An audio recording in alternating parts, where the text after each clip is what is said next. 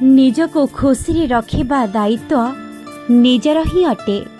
କୌଣସି ଲୋକଙ୍କ ଠାରୁ ଏହାର ଆଶା ରଖିଲେ ଶେଷରେ ଦୁଃଖ ହିଁ ମିଳିବ।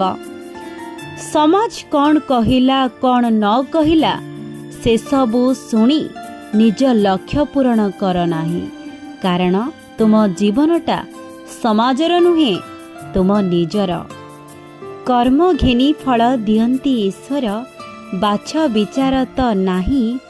ଅପକର୍ମ କରି ଭଲ ଫଳ ପାଇଁ ବୃଥା ଆଶା କର ନାହିଁ। ଛୁରୀରେ ଦେଇଥିବା ଆଘାତ ମିଳେଇ ଯାଇଥାଏ, କିନ୍ତୁ କଥା ଦ୍ୱାରା ହୋଇଥିବା ଆଘାତ ସବୁଦିନ ପାଇଁ ରହିଯାଇଥାଏ।